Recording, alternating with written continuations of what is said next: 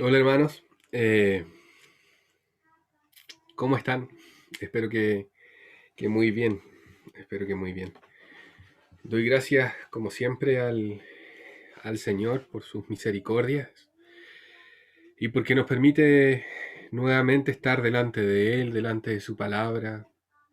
Y es por pura misericordia, es por puro amor que Él nos muestra el camino, que Él traza un rumbo para nosotros, que Él ilumina nuestras tinieblas para que, como dice el apóstol lo cojo, no se salga del camino, no nos desviemos, que a pesar del dolor, que a pesar de la tristeza, podamos seguir caminando adelante porque tenemos un llamamiento supremo y ese es el llamamiento que el Señor nos hizo un día cuando, cuando nos mostró su salvación. Damos gracias al Señor y le rogamos que esta tarde nuevamente pueda mostrarnos su palabra, que esta tarde nuevamente pueda Él iluminarnos a través de las escrituras, pueda mostrarnos nuestros hierros, pueda decirnos lo que debemos hacer, decirnos qué decisiones debemos tomar para que el Espíritu Santo nos exhorte. Eh, Nada más, nada menos que el Espíritu Santo nos puede mostrar cuál es la condición hoy en día de nuestro corazón y qué debemos hacer para alinearnos en este tiempo tan importante y tan decisivo con la voluntad de Dios. Para nadie es ajeno que son tiempos peligrosos. Para nadie es ajeno que el reino de los cielos hoy día sufre violencia. Para nadie es ajeno el mover del enemigo en nuestra sociedad, en el mundo entero, con un solo objetivo, destruir almas, con un solo objetivo, destruir y ponerse en contra de los propósitos de Dios, a pesar de que no lo va a lograr, pero ese objetivo él tiene, intentando muchas veces sabotear el propósito de Dios en nuestras vidas. La semana pasada, según la carga que el Señor había puesto en el corazón, empezamos a explicar que no solamente existía el mundo de lo concreto, el mundo que nuestros ojos pueden ver, también hablamos de un mundo espiritual, hablamos también de distintas citas en la Escritura, ¿cierto? Tanto en el Antiguo como en el Nuevo Testamento, que evidencian este mundo espiritual, que al fin y al cabo las cosas concretas, las cosas que nosotros podemos ver, podemos palpar, son un resultado de esas cosas que pasan a un nivel espiritual. Hablamos de Eliseo, de su siervo, de lo que había sucedido con él. Hablamos también de Daniel, ¿cierto? Y la oposición que Daniel logró, o la posición que Daniel evidenció en su tiempo. También hablamos del libro de Efesios, de cómo en el libro de Efesios Pablo manifiesta una realidad espiritual eh, exhortando a la iglesia en Éfeso a que use la armadura de Dios y que sea consciente de que existen huestes espirituales de maldad. También hablamos del reino de Dios, que para Dios es importante su reino, es un propósito central dentro del diseño y de la planificación que Él tiene para la historia del hombre. Y hablamos también de Juan el Bautista como un modelo a seguir para poder nosotros arrebatar el reino. Fue una introducción un poco extensa, puede que haya sido debido al tiempo que hubo para la preparación, un poco carente de orden, pero siento que el Señor de todas formas tiene misericordia y se encargó de hablar a nuestros corazones y poner la carga de que necesitamos prepararnos para su venida, de que necesitamos tener la actitud de Juan para un día esperar al Señor en pie. Hoy intentaré hacer un resumen y dar orden a lo que también habíamos explicado la semana anterior y hablar también un poco de la vida de Juan para ver cuál es nuestra actitud debe ser nuestra actitud para poder arrebatar el reino. ¿Ya? ¿En qué consiste la actitud violenta? ¿En qué consiste la actitud violenta como un requisito para poder heredar nosotros el reino de Dios? Piensen en la semana pasada hablábamos de la cantidad de veces que el Señor menciona en el Antiguo y en el Nuevo Testamento el concepto el reino de los cielos, el reino de Dios. Esto es semejante al reino de los cielos, dijo el Señor Jesús en muchas de sus parábolas. Entonces es algo importante, es algo que también el enemigo no quiere que nosotros sepamos, el enemigo quiere mantenernos a nosotros ignorantes, porque mantenernos ignorantes a la palabra significa, por consecuencia, tener tinieblas en nuestro camino, no saber qué pasos dar, no saber cómo dirigirnos. Por eso es lámpara a nuestros pies la palabra. Comenzamos esta vez, ya tomando el tiempo para no excedernos como la semana anterior, con Daniel capítulo 2. Vamos a empezar nuevamente a hablar del reino de los cielos y por qué es importante el reino de los cielos para los propósitos de Dios. Daniel capítulo 2, en el versículo 31, en el contexto de la visión que Dios le dio a Nabucodonosor y que le dio a interpretar a Daniel. En el versículo 31 ya empieza a hablar Daniel, a darle respuesta a Nabucodonosor. Recuerden que Nabucodonosor había tenido un sueño, ¿cierto? Que él no lograba interpretar y tampoco se acordaba de él. Entonces era muy difícil saber en qué consistía ese sueño. Y solo Dios en su misericordia, y por misericordia también a Daniel y a sus consiervos, Dios reveló. Y reveló de la siguiente forma. Dice, tú, oh rey, veías, y he aquí, capítulo 2 de Daniel, versículo 31, una gran imagen. Esta imagen, que era muy grande y cuya gloria era muy sublime, estaba en pie delante de ti, y su aspecto era terrible. La cabeza de esta imagen era de oro fino, y su pecho y sus brazos de plata, su vientre y sus muslos de bronce, sus piernas de hierro, sus pies en parte de hierro y en parte de barro cocido. Estaban mirando hasta que una piedra fue cortada, no con mano, e hirió la imagen en sus pies de hierro y barro cocido, y los desmenuzó. Entonces fueron desmenuzados también el hierro, el barro cocido, el bronce, la plata y el oro, y fueron como tamo de las eras del verano. Y se los llevó el viento, sin que de ellos quedara rastro alguno. Mas la piedra que hirió a la imagen fue hecha un gran monte que llenó toda la tierra. Este es el sueño también, la interpretación de él, diremos en presencia del rey. Tú, oh rey, eres rey de reyes porque Dios del cielo te ha dado el reino, poder, fuerza y majestad. Y donde quiera que habitan hijos de hombres, bestias del campo y aves del cielo, Él los ha entregado en tu mano y te ha dado dominio sobre todo. Tú eras aquella cabeza de oro. Y después de ti se levantará otro reino inferior al tuyo, y luego un tercer reino de bronce, al cual dominará sobre la tierra. Y el cuarto reino será fuerte como hierro, y como el hierro desmenuza y rompe todas las cosas, desmenuzará y quebrantará todo.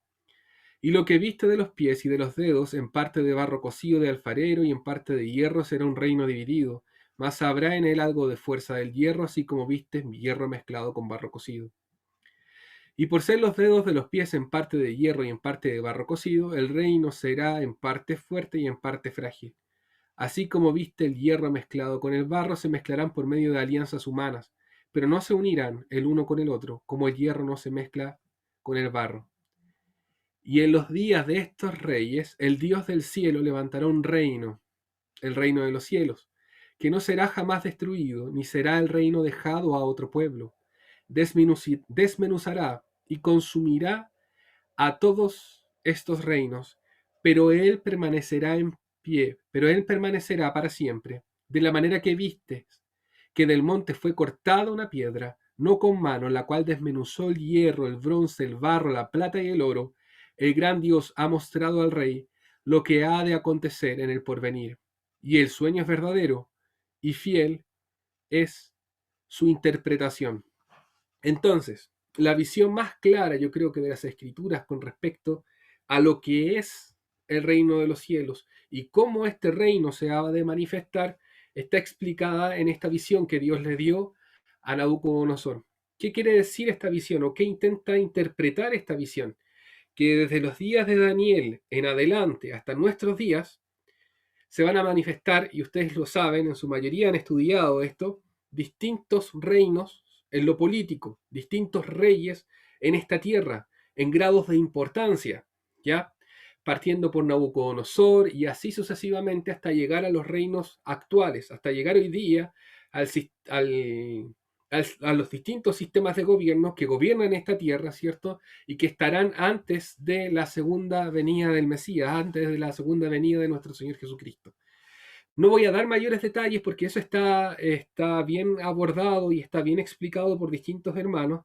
Y yo creo que uno de los mejores hermanos que analiza cada una de estas etapas es el hermano Christian Chen. Hay un libro que la iglesia, que los hermanos pueden leer y que está también en la página de Aguas Vivas de forma gratuita, que es el desafío de Daniel, que fue un entrenamiento bíblico donde se nos explicó bien cómo Dios trasciende en la historia y cómo Dios se ha movido también a través de estos distintos reinos. Y que también va a llegar un día en la segunda venida del Señor Jesucristo, donde Él viene, ¿cierto?, a establecer de forma definitiva este reino. Esto, o al reino del Señor, nosotros le llamamos el reino de los cielos. Esto es el reino de los cielos. Es esta piedra cortada, no con mano, del monte, ¿cierto?, que viene y desmenuza los otros reinos. Sabemos por las escrituras que la piedra viva, dice Pedro, ¿cierto?, desechada por los hombres, mas para Dios escogida y preciosa es esta piedra que finalmente es capaz de desmenuzar todos los reinos de esta tierra y levantarse como un reino de justicia. Es súper importante en estos tiempos reconocer eso, reconocer que donde deben estar puestos nuestros ojos, ¿cierto?, es en la soberanía de Dios sobre nosotros. Es que en el rey, desde ya, de forma profética para nuestras vidas, nosotros nos anticipamos al ser hijos de Dios a vivir bajo la autoridad, a vivir bajo las leyes, a vivir bajo los dictámenes de este reino que algún día se manifestará de forma evidente para este mundo, para esta tierra y para esta sociedad. Pero hoy en día ya nosotros vivimos bajo las indicaciones del reino. Por algo también en el libro de Mateo, capítulo 5, capítulo 6, nosotros tenemos el sermón del monte o el sermón del reino. Es cómo nosotros nos debemos mover, cómo nosotros nos debemos establecer y qué vida debemos vivir nosotros bajo el reino de Dios. ¿Ya? Hay muchos versículos bíblicos, ¿cierto?, que también nos hablan, y no solamente el Señor Jesús, sino también Pablo, cuál debe ser nuestra manera de vivir. Y eso habla también de la anticipación del reino de Dios para nuestras vidas. A pesar de no verlo, porque somos hombres y mujeres de fe, nosotros desde ya podemos vivir bajo la autoridad del reino de Dios. Ahora, ¿qué es lo que sucede? ¿Y cuál es la exhortación también del Espíritu Santo para nuestras vidas? Que vivimos como si no conociésemos que este reino existe en nuestra vida. Y ponemos esperanza y ponemos nuestro corazón, ¿cierto? Porque sucede, lo digo cuando decimos ponemos es porque también me pasa, en algo que puedo ver, en algo que existe y normalmente en un sistema político, en una forma de hacer política. Ponemos esperanza en lo que pasó antes, ponemos esperanza en una nueva constitución, decimos que en realidad estamos bien como estamos viviendo hoy en día, pero olvidamos que nuestra ciudadanía, como dice el apóstol Pablo, está en los cielos. Dice, de la cual esperamos al Salvador. ¿Por qué esperamos al Salvador? Porque nosotros esperamos la segunda venida de Cristo y la instalación a través de un hecho y la instalación evidente que van a ver nuestros ojos en un momento del reino de los cielos cuando esa piedra caiga sobre los reinos de esta tierra y se establezca como un gran monte. Un gran monte siempre ha significado en las escrituras un reino o distintos reinos. Lo mismo que el salmista cuando dice, alzaré mis ojos a los montes, alzaré mis ojos a los reinos. ¿De dónde viene mi socorro? ¿Viene de la fuerza del hombre? No, mi socorro viene del Señor. El Señor hizo los cielos y la tierra, que son mucho mayor y mucho más poderoso, obviamente, infinitamente más poderoso que los reinos de este mundo. Pero nuestro corazón se ve tentado a creer en lo que los políticos van a decir, ¿cierto? En las esperanzas que me da también poner en esta tierra, en lo que yo puedo llegar a vivir. Como habíamos dicho la semana pasada, construimos también nuestro propio cielo en esta tierra y terminamos pecando. Y dejamos de considerar que el Señor viene a establecer un reino. El Señor viene, aunque no lo crean, y estas palabras por favor las voy a explicar, así que no se asusten, el Señor también viene a establecer un reino político. Cuando hablo de que viene a establecer un reino político, no me refiero a que el Señor es un político. Cuando nosotros hablamos de política, normalmente en historia o en las ciencias sociales, significa administrar poder. ¿Ya? Por eso hablamos de partidos políticos. Los partidos políticos son distintas formas de administración del poder. ¿Ya? El hombre en sí, en su forma de ser, cree en sí mismo que él tiene poder y él puede administrar este poder y él puede administrar estados, pero en realidad la única persona de administrar el poder en esta tierra y ser un rey justo es nuestro Señor Jesús. Nosotros sabemos que no va a haber otro rey justo. Por eso hay un cuidado, ¿cierto? Y por eso también la exhortación es a tener cuidado, es a dónde y en quién nosotros ponemos nuestra esperanza para un mejor porvenir. ¿En el Señor? ¿En su reino? ¿O en lo que nos pueden decir los hombres de este mundo también? El reino de los cielos es un reino real, no solamente en cuanto a la administración del poder, también en lo económico, ¿cierto? Y en lo social. ¿Por qué en lo económico? Porque el Señor prometió que si nosotros nos preocupamos del reino de los cielos, no nos faltaría. Así como las aves, ¿cierto?, de los cielos, así como las flores del campo, que Dios les provee, así también con nosotros si es que ponemos nuestro corazón en el reino. Y eso es también lo que dice la exhortación del Señor en Mateo capítulo 6 con respecto a las aves de los cielos, ¿cierto? Y las flores del campo. Si nosotros ponemos nuestro corazón en el reino, el Señor obviamente siempre nos va a proveer. O sea, en este reino también hay, ¿cierto?, una administración económica que proviene de un Padre que nunca nos va a desamparar. Y este reino también es un reino que en lo social va a satisfacer el corazón del hombre. Porque ¿qué es lo que esperan las sociedades? Las sociedades esperan justicia y las sociedades esperan paz. Y eso es lo que va a traer este reino. Este reino va a traer paz y va a traer justicia. Una evidencia, no sé si una evidencia, pero una demostración de lo que yo estoy mencionando ahora aparece en el libro de Isaías, capítulo 11. Isaías capítulo 11, para que puedan buscar en sus Biblias.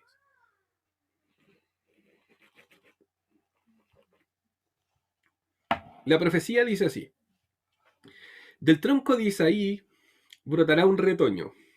Isaí, cierto, el padre de David. O sea, de un descendiente de David brotará un retoño. Esta versión es NBI. Un vástago nacerá de sus raíces. El espíritu del Señor reposará sobre él. Espíritu de sabiduría y de entendimiento. Espíritu de consejo y de poder. Espíritu de conocimiento y de temor del Señor. Él se deleitará en el temor del Señor. No juzgará según las apariencias, ni decidirá por lo que oiga decir, sino que juzgará con justicia. Con justicia. Ya cuando nosotros hablamos de la justicia social, que el hombre lucha por ella, pero nunca alcanzará. Pero acá en la escritura sí hay una esperanza a eso, dice, sino que juzgará con justicia a los desvalidos y dará un fallo justo en favor de los pobres de la tierra. Destruirá la tierra con la vara de su boca, matará al malvado con el aliento de sus labios. La justicia será el cinto de sus lomos, o sea, se identificará con la justicia. Tú lo verás y dirás, Él es justo. Y la fidelidad el ceñidor de su cintura. El lobo vivirá con el cordero, el leopardo se echará con el cabrito. Y juntos andarán el ternero y el cachorro del león, y un niño pequeño los guiará. La vaca pastará con la osa, sus crías se echarán juntas, y el león comerá paja con el buey. Jugará el niño de pecho junto a la cueva de la cobra, y el recién destetado meterá la mano en el nido de la víbora. No hará ningún daño ni estrago en mi monte santo. Monte santo es un reino santo, o el reino de los cielos. Y cuando hablamos de estas suertes de dicotomía, ¿por qué hablo de dicotomía? Porque una dicotomía es algo que no va a suceder, pero a lo mejor a nuestros ojos no sucede hoy en la actualidad, pero es una promesa del reino de Dios y dice, el lobo vivirá con el cordero.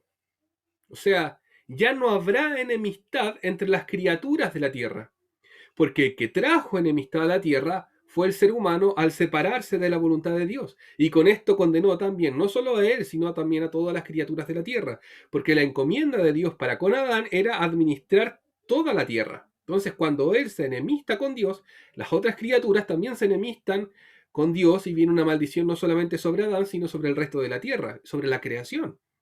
Entonces, ¿qué pasa ahora? Ya no hay enemistad, ya no hay división. Por eso puede jugar, en este caso, el lobo con el cordero. ¿Ya? Ya no hay división. Eso es lo que quiere decir la escritura. No hay división, no hay peleas, no hay guerra, hay paz. Es una evidencia de la paz. Si nosotros parafraseamos y comprendemos en sí los versículos 6 al 9, hay paz. Y eso dice el versículo 9. No harán ningún daño ni estrago, o sea, no va a haber violencia en mi reino. Y no estoy hablando de la violencia de la cual vengo a hablar hoy, sino violencia física. No va a haber ningún tipo de destrucción física, ¿ya? Sino va a haber unidad, va a haber paz, va a haber justicia, va a haber paz. Porque rebosará la tierra con el conocimiento del Señor, como rebosa el mar con las aguas. En aquel día se alzará la raíz de Isaí con estandarte de los pueblos, hacia él correrán las naciones, y glorioso será el lugar donde repose. ¿Por qué? ¿Y por qué va a haber paz? Porque todos tendrán conocimiento de Dios. Cuando dice la Escritura, el conocimiento de la gloria de Dios, cuando hay un conocimiento de que existe un Dios justo, hay temor. Y en esta tierra, obviamente, debido al temor y la consideración que se va a tener de Dios, va a haber justicia, va a haber paz. ¿Se dan cuenta? No sé si lo logran ver. Entonces, esta Isaías capítulo 11 evidencia bien cómo va a ser el reino de paz de nuestro Dios. Y ese es un propósito de Dios desde el principio. Poder establecer el reino dentro de su planificación, dentro de la redención del hombre. En ello también está incluido la muerte del Señor para nuestra justificación. Y para poder ser parte de este propósito, Dios diseñó cómo traer este reino a la tierra. ¿Ya? Lo diseñó obviamente antes de la fundación del mundo, cómo iba a restaurar la vida del hombre y cómo iba a establecer este reino en la tierra. Y es esta piedra, ¿cierto?, que termina derribando a todos estos reinos y se termina levantando como un gran monte, el monte santo que habla Isaías capítulo 11.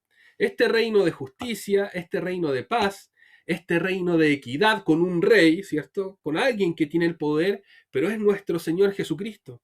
Yo creo que va a ser en la historia de la humanidad el único momento donde los hombres tendrán paz y se regocijarán de verdad porque saben quién los está gobernando. ¿Ya? Porque cualquier hombre que los gobierne está sujeto hoy en día a un corazón engañoso. Y al estar sujeto a ese corazón en cualquier momento nos va a defraudar. Y va a terminar haciendo algo que no nos parece. Y nos va a prometer una cosa y va a cumplir otra. O va a hacer otra totalmente distinta. Porque su corazón es engañoso, porque sus pies corren constantemente al pecado, pero gracias al Señor, Él es lo opuesto. Su corazón es puro, su corazón es santo, su corazón es justo. Y sus pies corren también a la justicia y a la santidad de Dios, a hacer la voluntad de su Padre. Imagínense, hermanos amados, cuando el Señor venga y podamos verle y podamos tener paz en nuestro corazón y no angustia y decir, Él gobernará con justicia las naciones. Ahí estará nuestro Señor, gobernando en su monte santo. Espero, ¿cierto?, en el Señor poder ser parte de ese reino. Pero no sé si deseo ser parte de quienes gobiernan ese reino. Mi corazón, y yo creo que el corazón de ustedes se conformaría solamente con ver al Señor en ese trono gobernando ese reino, gobernando en ese monte santo las naciones. Nuestro corazón hoy día tiene paz en esa promesa. Pero ese día se inundará aún más de paz porque vamos a saber que llegó el tiempo, vamos a saber que llegó el momento en que nuestro rey, que un día fue desechado, que un día fue crucificado, que un día fue vituperado, hoy reina. El fruto de todas sus aflicciones se va a ver manifiesto en ese trono. Nuestro Señor gobernando en conjunto con su iglesia, haciendo la voluntad de su Padre. Ahora, mi pregunta es la siguiente, y espero que me respondan también, ya que estamos en esta reunión por Zoom. ¿Ustedes creen que el enemigo está conforme y está tranquilo con esto? Voy a esperar su respuesta, si no, no voy a seguir.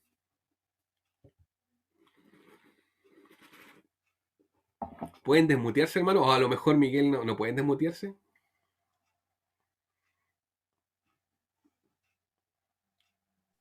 Sí, sí pueden. Cualquiera que quiera aportar se puede desmutear. Ya. ¿Ustedes creen que el enemigo está tranquilo con esto? ¿Con que Dios venga a establecer su reino sobre esta tierra?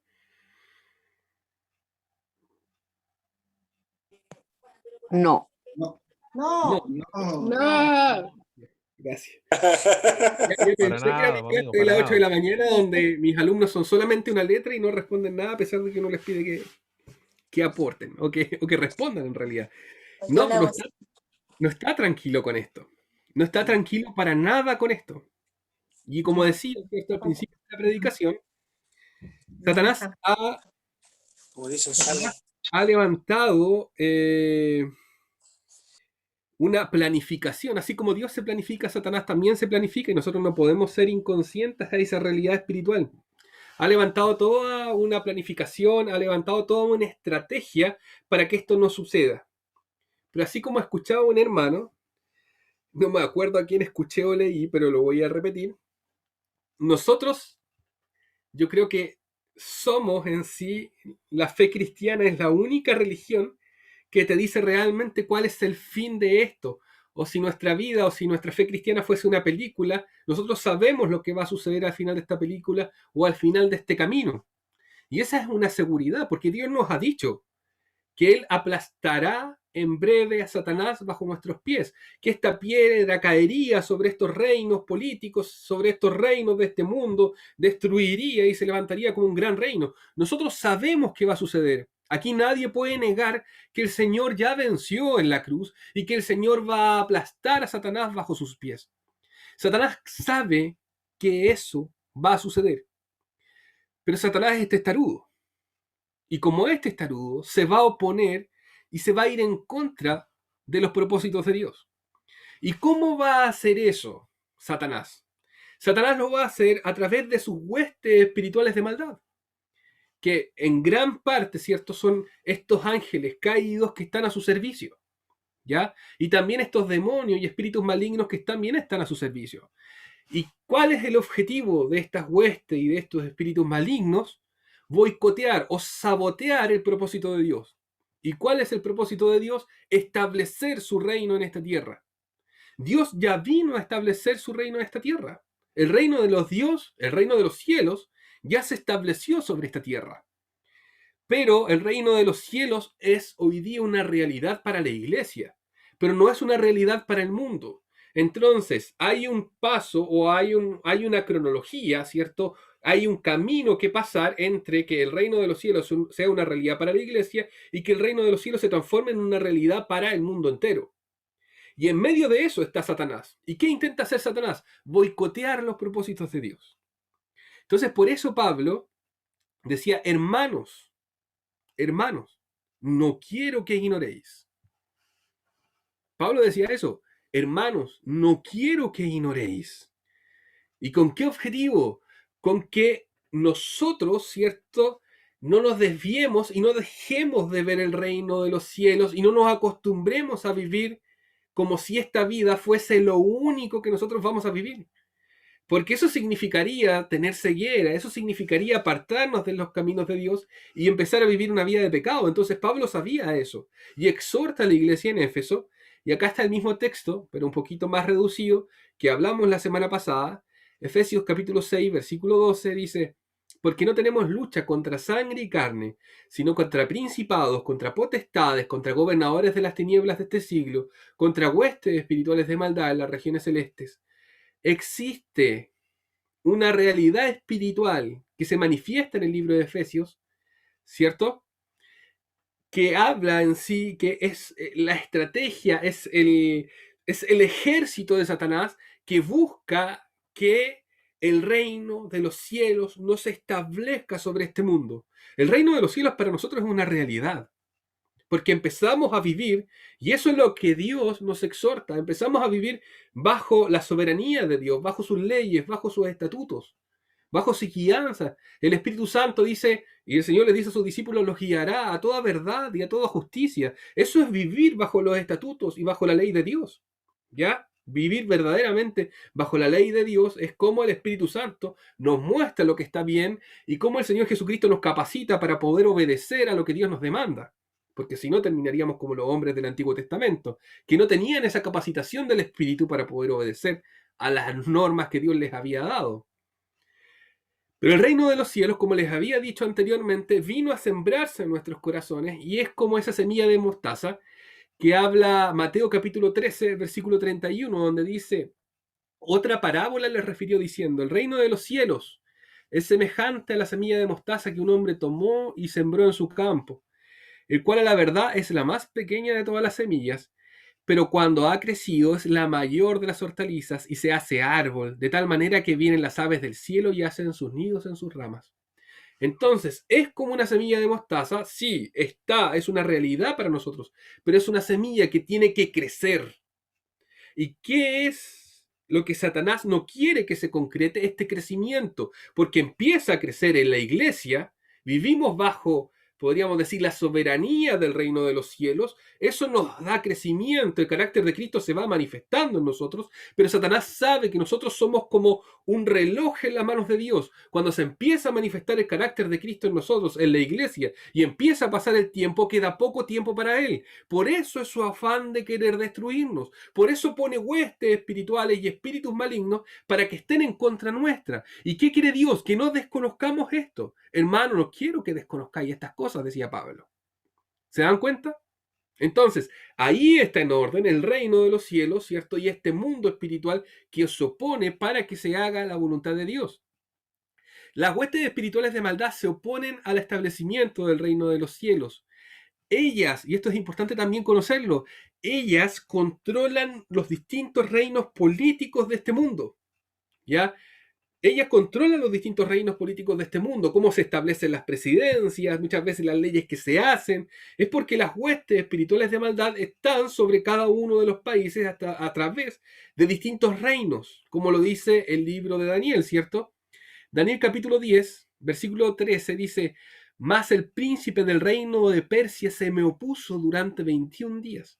Pero aquí Miguel, uno de los principales príncipes, vino para ayudarme y quedé allí con los reyes de Persia.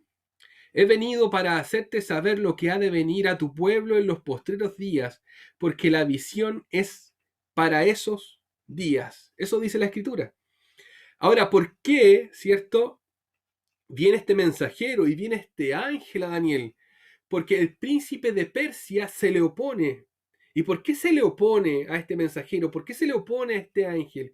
Porque sabe que Daniel había intercedido en Daniel capítulo 6 con un objetivo, con el objetivo de que de que Jerusalén fuese restaurada, porque el tiempo de los años que estaba predicho ya se había cumplido. ¿Ya? ¿Y por qué era importante restaurar Jerusalén? Y también lo mencioné en otra predicación anterior. Importante restaurar Jerusalén porque el Señor en su primera venida necesitaba entrar por las puertas, ¿cierto?, de la ciudad, y así la profecía se iba a cumplir. Y si Jerusalén no estaba restaurada, entonces la profecía del Mesías príncipe que iba a venir a Jerusalén no se cumpliría. Y es similar hoy en día.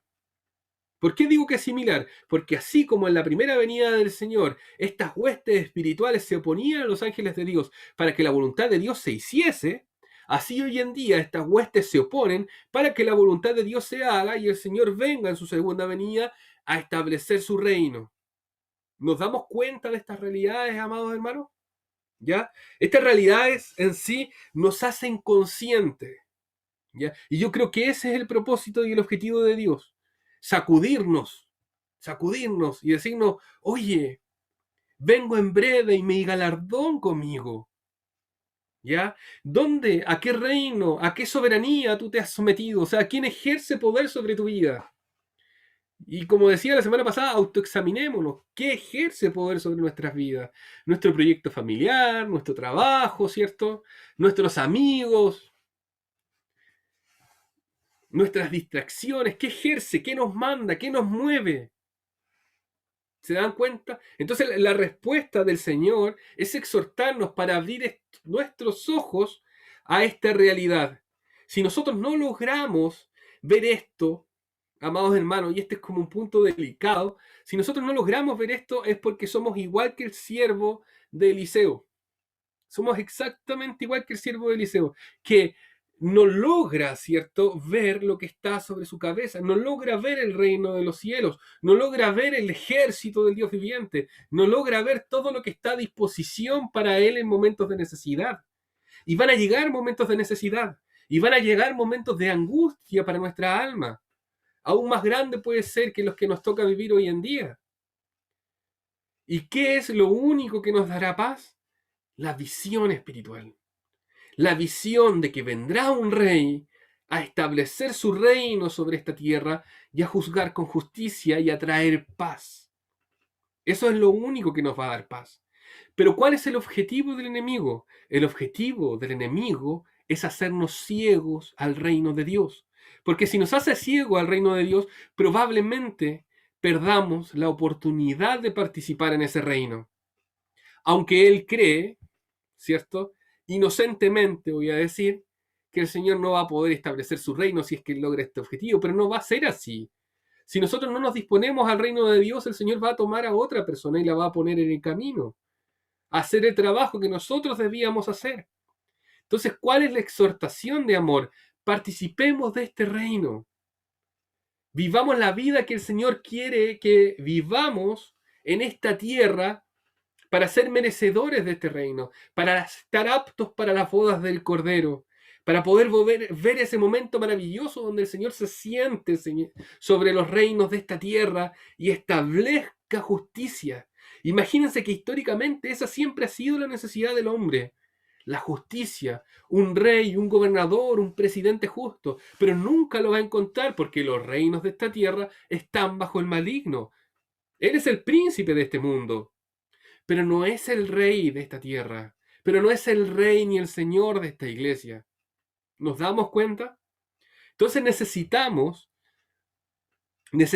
del carácter o del espíritu profético que representó Eliseo en ese momento, cuando pone sus manos sobre su siervo y cuando Dios le permite después de esta intercesión ver al siervo. O sea, así como el siervo necesitó de Eliseo para poder ver, así nosotros también necesitamos de el espíritu profético de Dios para poder ver y para poder abrir nuestros ojos a esta nueva realidad.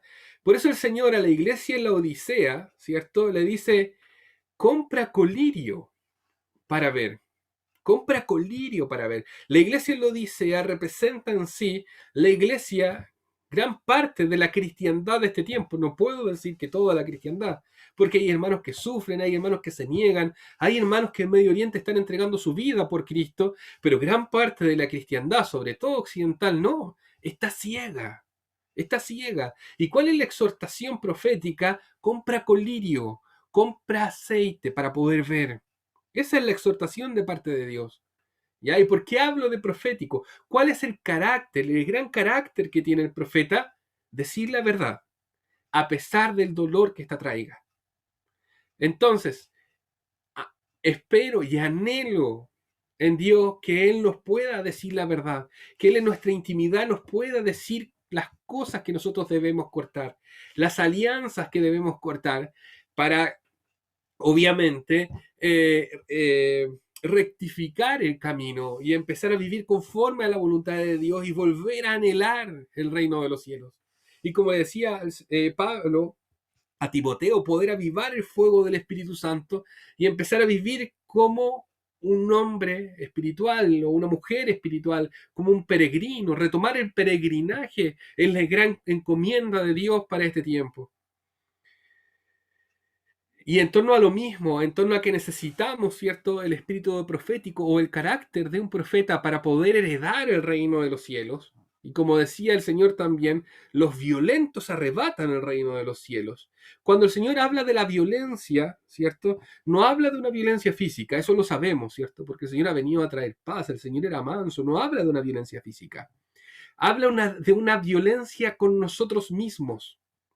¿Ya? Habla una violencia con nuestra forma de vivir, con nuestro estilo de vida, con lo que es importante en nuestro corazón. Cuando digo estas palabras, el Señor pone en mi memoria ya lo que pasa cuando el Señor se encuentra con los vendedores en el templo de Dios, con los cambistas, con los que hacían negocio en sí, con las distintas ofrendas dentro del templo. Lo que termina haciendo el Señor, ¿cierto?, es derribando todo con fuerza, con enojo, con ira en ese momento por lo que estaba sucediendo en el templo de Dios. ¿Cuál es la exhortación de Pablo? Hermanos, nosotros somos templo del Espíritu Santo. Somos templo del Espíritu Santo. Entonces lo que pasó en ese momento, en ese templo, es una figura de lo que muchas veces pasa en nuestros corazones. Hacemos alianza con las cosas espirituales. Decimos, sí, en realidad Dios, yo oro, yo leo las escrituras, ¿cierto? Para calmar a lo mejor mi conciencia. Yo hago sacrificios, Dios. Ya, porque eso es lo que hacían los hombres en ese momento. Yo hago sacrificios, pero en realidad como no les quedaba nada de tiempo para poder consagrar un tiempo a Dios, para poder buscar una paloma si eran pobres, para poder buscar un animal si es que tenían más recursos, consagrar, buscar, meditar en Dios, ellos no. Ellos vivían su vida tal como la habían vivido tanto tiempo, y como no habían tenido tiempo de buscar un animal para el sacrificio en el templo, lo que terminaba haciendo era comprando. Ya tengo que cumplir. Voy a comprar este animal y lo voy a sacrificar. Y demuestra muchas veces la actitud que hay en nuestros corazones para con Dios. Le entregamos el tiempo que sobra y no solamente eso, sino que escondemos eso bajo espiritualidad. Compramos un animal y hacemos el sacrificio. Participamos de cosas santas como el partimiento del pan, como las oraciones con los santos, no sabiendo que a causa de ese pecado muchas veces traemos muerte, no solo a nosotros, sino también a la iglesia. ¿Nos damos cuenta de eso? Esa es la violencia que Dios quiere para nuestras vidas. Así como el Señor, nuestro bendito Maestro, un día logró entrar, ¿cierto?, a ese templo y derribar esas mesas para poner las cosas en orden en la casa de su Padre, así el ruego del Espíritu es que pueda poner las cosas en orden también en nuestros corazones. Y espero que podamos decir en este momento, sí, Señor, hazlo, Señor, a pesar de que sea doloroso. A pesar de que muchas veces a causa del dolor no pueda ni respirar, Señor, hazlo. Porque el tiempo se acerca, porque el reino de los cielos está sufriendo violencia. Hermanos, y está sufriendo violencia en ambas direcciones, hacia nosotros y debe sufrir también desde nosotros. Hacia nosotros porque de parte de Satanás hay un movimiento para que Satanás pueda destruir el propósito de Dios en nuestra vida. Pero Dios no quiere eso. Dios quiere que nosotros ejerzamos la violencia. ¿Y a qué se refiere esto? Que seamos violentos con nosotros, con nuestra vana manera de vivir. Cuando el Señor decía, y también se relaciona con esto, cuando el Señor Jesús decía, si tu mano te es ocasión de caer, córtala. Yo las primeras veces cuando era pequeño leía esta escritura y decía, Señor, pero ¿cómo debe haber otra explicación? Y me acuerdo un día, y de tanta paz, porque el hermano Cristian Cerda explicaba y decía que eso eran decisiones radicales en nuestra vida. Si esta serie a lo mejor no trae paz a mi corazón, no la veas más. Si pasas tanto tiempo en esta plataforma, cierra tu cuenta. Y no se refiere a vivir una vida de ascetismo y separarse del mundo, ir a vivir un cerro. Uno sabe, ¿ya? Porque eso va a intentar decirnos Satanás. Uno sabe dónde nos aprieta el zapato. Uno sabe, ¿cierto?, cómo Satanás muchas veces nos hace caer en pecado. Entonces tomemos decisiones radicales en torno a esas cosas que nos apartan de Dios. ¿Ya? A esa radicalidad se refiere. No a apartarnos del resto, no a no manifestar el amor. Las direcciones de Dios son claras. Sed luz en medio de las tinieblas, pero ser violentos con nosotros. Nos damos cuenta de esta realidad. Y ese es el carácter también que tuvo Juan el Bautista.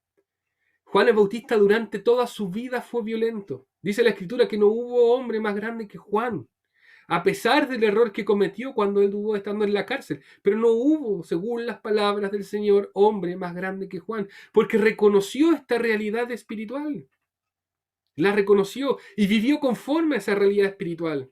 Hay un libro del hermano C.S. Lewis que se llama Cartas del Diablo a su sobrino. Yo leí algunas páginas, todavía no tengo el agrado de leerlo completo, pero las páginas que leí eran bastante claras y el hermano hace este ejercicio espiritual. Cómo el enemigo se mueve para que nosotros nos apartemos de la voluntad de Dios. Y explica lo que el enemigo piensa, cómo él se mueve con sus ángeles caídos, con estos ángeles de maldad, ¿cierto? Y cómo intenta interferir en nuestras vidas espirituales. Y a través de ese libro nos hace conscientes del mundo espiritual. Así que sería un buen ejercicio, de hecho, poder leerlo. Pero ¿qué nos separa de esa vida? ¿Qué nos separa de la influencia del diablo? Vivir una vida violenta. Vivir este tipo de violencia, ¿ya? Con nosotros mismos, con nuestros gustos, con nuestros intereses. Ojo, con nuestros gustos e intereses que no coinciden con la voluntad de Dios, porque hay gustos y hay intereses que coinciden con la voluntad de Dios. Dios nos hizo con alegría para vivir una vida alegre. Dios nos dio, ¿cierto?, una familia para estar con ella, ¿ya? Dios nos dio los alimentos para poder disfrutarlos. Dios nos dio los ojos para poder disfrutar de su creación. Pero cuando hay cosas en específico que nosotros sabemos que nos apartan de esta voluntad de Dios, es porque el enemigo está ejerciendo su influencia y nosotros respondemos a ella. Eso es, amados hermanos, para aclarar, ¿cierto? Y que no se malinterprete lo que estoy diciendo. Ahora, hay tres características, me quedan 15 minutos para la hora, hay tres características del apóstol, de Juan el Bautista, que vamos a intentar abordar, ¿cierto? Para poder quedar más claro aún de lo que espera Dios de nosotros, para poder heredar el reino. Teniendo en la mente ese versículo que dice Dios, Jesús, hablando de Juan el Bautista, que el reino de los cielos sufre violencia y los violentos lo arrebatan, ¿ya? Y hablaba de Juan el Bautista. Entonces, ¿qué características tenía Juan? En el libro de Lucas dice, hubo en los días de Herodes, rey de Judea, un sacerdote llamado Zacarías. Este es el nacimiento de Juan, de la clase de Abías. Su mujer era la hija de Aarón y se llamaba Elizabeth, o sea, ¿cierto? Juan venía de una familia sacerdotal. Ambos eran justos delante de Dios y andaban irreprensibles en todos los mandamientos y ordenanzas del Señor. Ya, imagínense, en el Antiguo Testamento, los padres de Juan andando irreprensibles en todos los mandamientos e enseñanzas de Dios. Y aquí también viene una exhortación para nosotros como padres. Si Juan el Bautista llegó a ser quien fue por sus padres. Fue porque decía, eran justos y eran irreprensibles en mandamientos y ordenanzas del Señor. Y también le mostraron a Juan cuál es el camino que debía caminar. Hermanos amados, muchas veces, ¿qué pasa con nuestros hijos? ¿Qué le estamos vendiendo? ¿El mundo? ¿A través del éxito, de una carrera profesional, de un bienestar a futuro? ¿O le estamos vendiendo el reino de Dios? O más allá, perdón por la palabra, o le estamos mostrando el reino de Dios, o le estamos mostrando la realidad, o le estamos mostrando que no importa que pierda su vida, porque si la gana el Señor es ganancia para una vida eterna. ¿Qué es lo que estamos haciendo con sus vidas? Aconteció que ejerciendo, versículo 8, Zacarías el sacerdocio delante de Dios según el orden de su clase, conforme a la costumbre del sacerdocio, le tocó en suerte ofrecer el incienso entrando en el santuario del Señor. Y toda la multitud del pueblo estaba afuera orando a la hora del incienso. Y se le apareció un ángel del Señor puesto en pie a la derecha del altar del incienso. Tuvo una visión Zacarías. Y se turbó Zacarías al verle y sobrecogió temor. Pero el ángel le dijo a Zacarías, no temas, porque tu oración ha sido oída, y tu mujer Elizabeth te dará a luz un hijo, y llamarás a su nombre Juan. Y tendrás gozo y alegría, y muchos se regocijarán de su nacimiento, porque será grande delante de Dios. No beberá sidra, y será lleno del Espíritu Santo, aún en el vientre de su madre. O sea, desde que nació, como dice la promesa, mi embrión vieron tus ojos, o sea, los ojos de Dios estuvieron sobre nosotros desde que fuimos un embrión, y así también sobre la vida de Juan. Y dice, y será lleno del Espíritu Santo. Una de las características de los siervos de Dios es siempre estar llenos del Espíritu Santo. Por eso cuando Pablo exhortaba a Timoteo, ¿cierto? Sabiendo que Timoteo era un siervo de Dios, le decía, sed lleno del Espíritu, aviva el fuego del don de Dios que está en ti. Ya por la imposición de mis manos, aviva el fuego, sé lleno del Espíritu Santo. Él lo fue desde el vientre de su madre y no bebió sidra. Y no bebió sidra, lo que representa el no beber vino, el no beber sidra, ¿cierto? En las Escrituras es no dejarse llevar por los placeres de este mundo. Tanto en el Antiguo como en el Nuevo Testamento, sobre todo el voto de Nazareato, se refería principalmente a no, ¿cierto?, complacerse o a no, ¿cierto?, inmiscuirse con los asuntos de este mundo, o a complacerse con los placeres, con los asuntos de este mundo. ¿Por qué? Porque Juan era preparado para otro reino, no para este mundo. ¿Ya? Incluso fue sacado del oficio sacerdotal para poder tener un propósito mayor, que era preparar el camino al Señor. Versículo 16, y hará que muchos de los hijos de Israel se conviertan al Señor, Dios de ellos, e irá delante de él con el espíritu y el poder de Elías. Miren el poder que tenía Juan, con el espíritu y el poder de Elías, para hacer volver los corazones de los padres a los hijos. Y ahí está lo mismo que yo decía con respecto, ¿cierto?, a Zacarías, Elizabeth y Juan, la responsabilidad de los padres. ¿Cuán cerca está nuestro corazón de nuestros hijos? Recuerden, hermanos, que la promesa, y esta es una exhortación para mí, la promesa, ¿cierto?, es que nuestros hijos son saetas, o sea, son flechas en nuestra aljaba, en nuestra fuente, para poder pelear una guerra espiritual, para poder derrotar al enemigo. ¿Tenemos flechas? ¿Nos estamos preocupando de nuestros hijos, de su salud, de su futuro espiritual? ¿O nos estamos proyectando con ellos en este reino y en este mundo que ya tiene fecha de expiración? Por eso dice, la palabra dice, para hacer volver los corazones ¿de quién? No de los hijos a los padres, sino de los padres a los hijos, porque ellos son los responsables espirituales.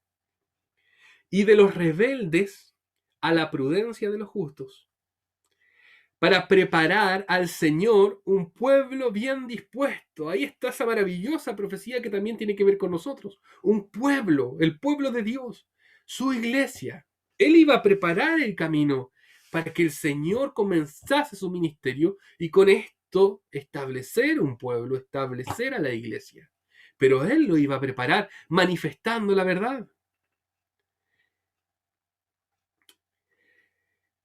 Dice también la Escritura en el mismo Evangelio de Lucas, dice la vida de Juan ahora. Si ya vimos cómo Juan nació, ahora cómo Juan se desenvuelve. Dice, siendo uno de los sumos sacerdotes, versículo 2, Anás y Caifás, vino palabra de Dios a Juan, hijo de Zacarías, en el desierto. Y él fue por toda la región contigua al Jordán, predicando el bautismo del arrepentimiento para perdón de pecados. Por eso nosotros necesitamos de ese espíritu profético. Necesitamos que nos digan la verdad. Necesitamos arrepentirnos. Como está en el libro de las palabras del profeta Isaías que dice, voz del que clama en el desierto, preparad el camino al Señor, enderezar sus sendas, enderezar sus sendas, ¿ya? O sea, enderecen sus vidas, enderecen sus caminos. Dice, todo valle se rellenará y se bajará todo monte y collado, los caminos torcidos serán enderezados. Entonces, cuando Dios quiere que tomemos del carácter de Juan el Bautista, también Él quiere, ¿cierto?, que podamos rectificar nuestra conducta, rectificar nuestra vida, rectificar nuestros caminos. Y los caminos ásperos allanados, y verá toda carne la salvación de Dios. Y decía a las multitudes que salían para ser bautizados por Él, oh generación de víboras, ¿quién nos enseñó a huir de la ira venidera? ¿Y qué dice? Haced frutos dignos de arrepentimiento, y no comencéis a decir dentro de vosotros mismos, tenemos a Abraham por padre. Haced frutos de arrepentimiento. La palabra cuando siempre habla de frutos es porque nos considera a nosotros como árboles. Ya, por eso habla de frutos. Y por eso en el versículo 9 dice, y ya también el hacha está dispuesta a la raíz de los árboles. Por tanto, todo árbol, y también es lo que sucede con nosotros, todo árbol que no dé buen fruto se corta y se echa al fuego, ¿ya? Porque no es útil. Es necesario que nosotros como árboles, ¿cierto? Eso dice la Escritura en el Salmo 1, cuando habla, ¿cierto?, de estos árboles que están plantados junto a corrientes de aguas. Las corrientes de agua son el Señor mismo cuando dice que bebe de mí nunca más tendrá sed. Esas son las corrientes de agua. Entonces es imposible que si estamos cimentados en la roca firme, si estamos cimentados junto a corrientes de agua, no demos frutos. Entonces analicemos nuestra vida espiritual. ¿Tiene frutos? ¿Está llena de frutos? ¿Estamos trabajando en pos de esos frutos? Porque hay una advertencia de parte de Dios para heredar el reino. Y una de esas advertencias es tener fruto, es ser lleno del Espíritu Santo, es no conformarnos a los deleites de este siglo. Dice, y la gente preguntaba, ¿qué haremos? Y respondiendo les dijo, el que tiene 2 túnicas, dé al que no tiene. Y el que tiene que comer, haga lo mismo. Hace una semana atrás, una colega en uno de los diferenciados hablaba con uno de mis estudiantes. Y le decía, ¿qué pasaría si en tu familia tienen, porque tenían que problematizar, hacer un problema, que ellos harían en una situación conflictiva? ¿Qué pasa si tú tienes 5 vacunas en el contexto del COVID y tú compraste esas 5 vacunas? Y resulta que te sobra una, porque en tu familia son 4. Y al lado les falta una vacuna, pero no tienen para comprarla. La respuesta de mi alumno, y no fue la respuesta de uno solo, fue buscaría quien me la pueda comprar, porque yo hice una inversión. Eso, o ese es el corazón del hombre. Y no solamente él, sino muchos piensan así. El enemigo, a través de este sistema económico que ha levantado, ha promovido lo que es el individualismo. Yo me acuerdo cuando era pequeño y era normal, oye, te va a cuidar la vecina, o la vecina tiene las llaves, ¿cierto? O puedes jugar afuera hasta las 10 de la noche, o vente en la micro. No sé, cuando tenía 8 años. Hoy día es impensado hacerlo porque la sociedad ha cambiado, porque la sociedad se ha apartado de Dios, porque la sociedad tiene este corazón de este alumno que, a pesar de decirse ser cristiano, es capaz de decir, no, si a ellos les falta una vacuna y no tienen para comprarla, yo se la vendo a otra persona. Y eso demuestra el corazón del hombre. Por eso Juan dice lo siguiente, el que tiene 2 túnicas, regálele al que no tiene, porque eso manifiesta el carácter de Cristo en nuestras vidas. Manifiesta también el hecho de creer que Dios va a proveer sobre nosotros, a pesar, ¿cierto?, de que perdamos la mitad de nuestros bienes. Eso es lo que está diciendo Juan. Tienes 2 abrigos, das uno. Si antes te movías con 2, bueno, te puedes mover con uno confiando en Dios. Es complejo, es una demanda compleja, pero es una demanda que evidencia hoy en día, dentro de un mundo que está totalmente seco, que existe un Dios, que existe esperanza, que existe un Rey justo. La única forma, hermanos amados, y por eso también está en la demanda, que Dios tiene de expresarse en esta sociedad, es a través de nosotros. Entonces, cuando el mundo ve estos actos de misericordia, ¿cierto? Su alma empieza a decir, ¿qué pasó acá? ¿Quién es este hombre? Y nosotros tenemos ahí un espacio maravilloso para poder predicar el Evangelio. Pero en ese contexto. Vinieron también los publicanos, que eran los comerciantes de esa época, para los que cobraban impuestos, ¿cierto? Y con ello también se hacían ricos para ser bautizados. Y le dice, maestro, ¿qué vamos a hacer? Él les dijo, no exijáis más de lo que está ordenado, o sea, sean honestos. Son puros frutos del Espíritu Santo. La honestidad, la justicia, la bondad, el amor, la mansedumbre, son los frutos del carácter de Cristo en nosotros. También le preguntaron unos soldados, quienes tenían poder, porque Dios muchas veces nos pone en situaciones y en posiciones de poder, diciendo, ¿y nosotros qué haremos? Y les dijo, no hagáis extorsión a nadie. O sea, no utilicen ese poder para extorsionar a nadie. Porque hoy en día las personas que tienen poder cuando extorsionan es porque buscan un bien para sí mismos y aprovecharse del otro. Y él dice, no hagáis extorsión, no calumniéis, no mintáis, y contentaos con vuestro salario.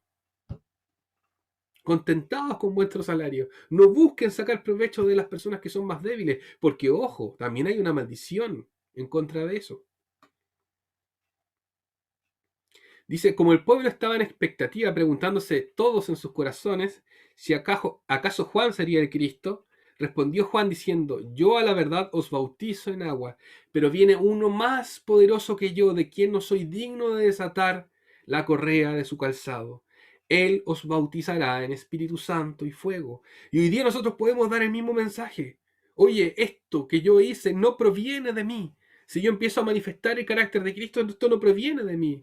Viene uno, viene un rey justo, viene una roca eterna que desmenuzará todos los reinos de esta tierra y se levantará con gran poder, y por primera vez el hombre va a vivir bajo justicia, va a vivir bajo el amor, bajo la paz de Dios.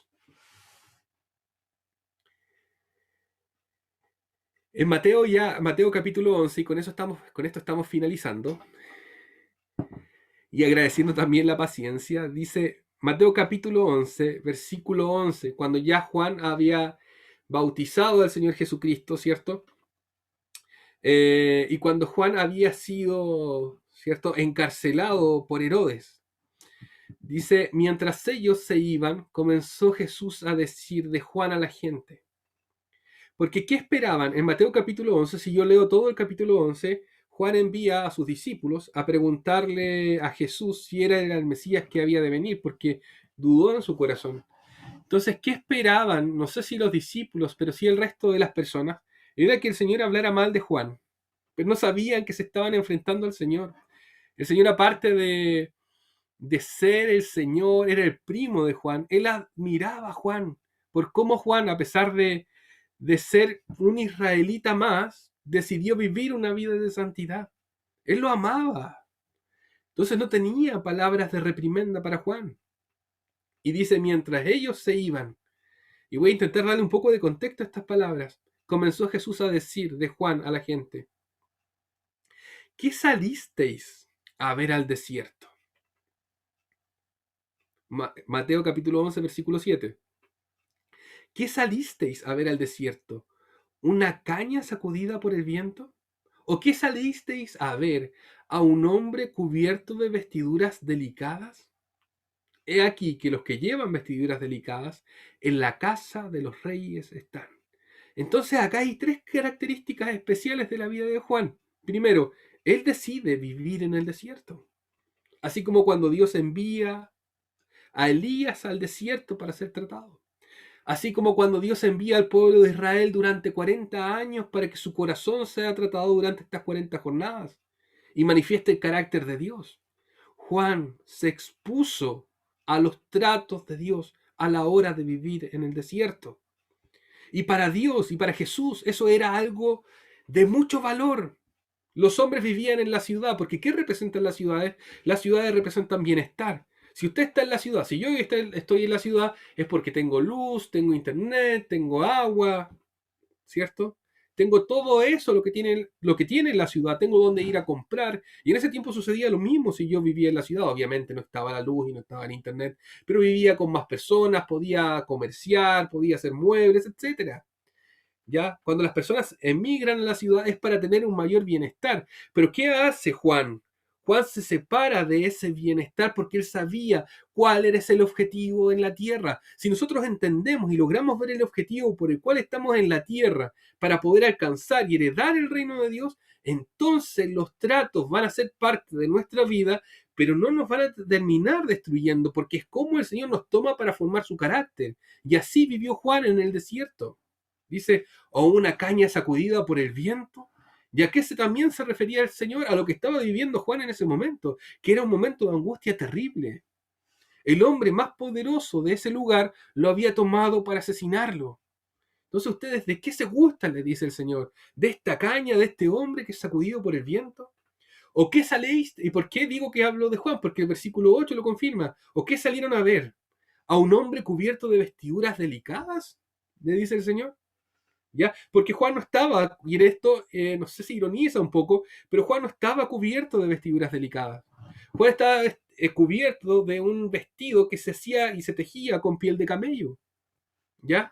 O sea, él no estaba preocupado, ¿cierto?, de lo ostentoso. Muy por el contrario, como Pedro dice, ¿cierto?, en 1 de Pedro, capítulo 3, versículo 3, vuestro atavío no sea el externo, de peinados ostentosos, de adornos de oro, de vestidos lujosos, sino el interno del corazón, en el incorruptible ornato del espíritu afable, un hombre lleno del espíritu, apacible, que es de gran estima delante de Dios. Este corazón es de gran estima delante de Dios. Dice el Señor también, volviendo a Mateo capítulo 3, versículo 9. ¿Pero qué salisteis a ver? ¿A un profeta? O sea, vinieron a ver a Juan porque era un profeta. Sí, os digo, y más que un profeta, porque este es de quien está escrito: he aquí, yo envío mi mensajero delante de tu faz, el cual prepara tu camino delante de ti. De cierto os digo, entre los que nacen de mujer no se ha levantado otro mayor que Juan el Bautista. Desde los días de Juan el Bautista hasta ahora el reino de los cielos sufre violencia, y los violentos lo arrebatan. Este era el espíritu de Juan el Bautista. Juan el Bautista fue violento de la forma en la cual nosotros lo explicamos. Fue un hombre lleno del Espíritu Santo, porque así vive o así mide Dios la vida de los hombres, con que seamos llenos del Espíritu Santo, sobre todo nosotros que tenemos una responsabilidad espiritual mayor, porque tenemos el Espíritu en nosotros y nos habilita para poder hacer las obras de Dios, tener frutos del Espíritu, y créanme que debido a estos frutos del Espíritu encontraremos oposición. ¿Ya? Como la encontró Daniel, ¿cierto? En Daniel capítulo 6 también refleja la misma transición de la vida de Daniel, es la transición de la vida de Juan. Daniel estaba lleno del Espíritu, Daniel dio frutos hacia el resto, crecía en estatura, así como el Señor crecía en gracia y en sabiduría. La vida de Cristo también crecía en Daniel, y a causa de esto halló oposición, y por eso lo meten, ¿cierto? Finalmente en el foso de los leones. Lo que pasa con Juan es que como el fruto en este caso estaba maduro, Dios lo arrebata. Juan vive una muerte, pero una muerte física solamente, porque él, como dijo el Señor, en estas palabras ya había heredado el reino. Entonces, esta es la exhortación para nosotros, ¿ya? Heredemos el reino, tengamos una actitud violenta con nosotros, con un objetivo, que Satanás no cumpla su propósito en nosotros, ¿cierto? Que no seamos nosotros un estorbo para la voluntad de Dios en nuestra vida, ni en la vida de nuestra familia. Y que logremos con esto poder heredar el reino, poder ser parte, ¿cierto?, de este evento maravilloso que ya está profetizado, amados hermanos, que va a suceder ya con nosotros o sin nosotros. Pero el deseo de Dios es que sea con nosotros. Y quedémonos con eso. Dios anhela que sea con nosotros. Y a causa de eso, ¿cierto? Vienen estas palabras, viene esta realidad, viene esta luz, ¿cierto? Esta gran verdad. El reino de los cielos, hermanos amados, hoy día sufre violencia. Y los violentos lo heredan, los violentos lo arrebatan. Entonces, arrebatemos nosotros el reino de Dios, heredémoslo, poseámoslo, empecémoslo a vivir desde ya, porque esa es una opción maravillosa que se le ha dado a la iglesia, vivir el reino de los cielos a pesar de no verlo, como dijimos en un principio, porque va a llegar un día donde el reino de los cielos se va a establecer y lo vamos a poder ver, pero ¿vamos a poder ser partícipes de él o vamos a poder estar muy alejados de él? Le doy gracias al Señor y quiero terminar con una oración de agradecimiento del Señor por su palabra y por su misericordia. Gracias, amado Dios, por tus palabras, gracias por tu misericordia, gracias por este tiempo delante de tus pies. Gracias por la vida de Juan el Bautista, Señor. Yo te ruego en tu precioso nombre, Jesús, que podamos tomar esta palabra y ponerla por obra, Señor, y obedecer a lo que tú hoy día nos dices, a lo que tú hoy día nos mandatas. Gracias por la exhortación, Señor.